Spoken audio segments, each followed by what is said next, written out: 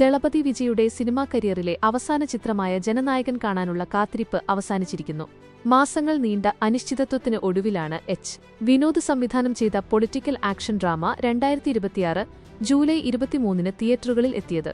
ചെന്നൈയിലെ രോഹിണി തിയേറ്ററിന് പുറത്ത് റിലീസ് ദിവസം അതിരാവിലെ തന്നെ വലിയ ജനത്തിരക്ക് അനുഭവപ്പെട്ടിരുന്നു.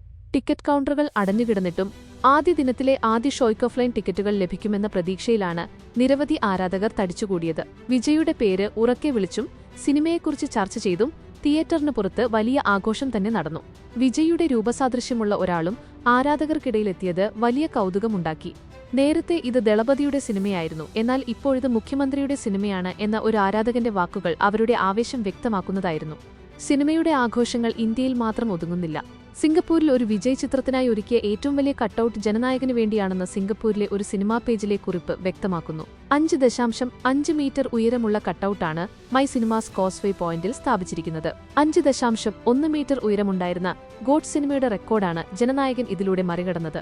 വിദേശത്ത് വിജയ്ക്കുള്ള വലിയ സ്വീകാര്യത വ്യക്തമാക്കുന്നതാണ് സിംഗപ്പൂരിലെ ഒരു കമ്പനിയുടെ തീരുമാനം. സിനിമ റിലീസ് ചെയ്യുന്ന ദിവസം ജീവനക്കാർക്ക് അവധി നൽകിയ കമ്പനിയുടെ വാർത്ത ഇതിനോടകം വൈറലായിട്ടുണ്ട്.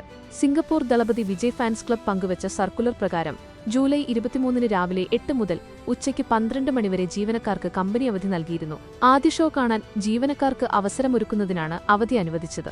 KVN പ്രൊഡക്ഷൻസ് നിർമ്മിക്കുന്ന ജനനായകനിൽ ബോബി ഡിയോൾ, പൂജ ഹെഗ്ഡെ, മമിത ബൈജു, പ്രകാശ് രാജ് എന്നിവരാണ് പ്രധാന വേഷങ്ങളിലെത്തുന്നത്. അനിരുദ്ധ രവിചന്ദറാണ് ചിത്രത്തിന് സംഗീതം ഒരുക്കിയിരിക്കുന്നത്.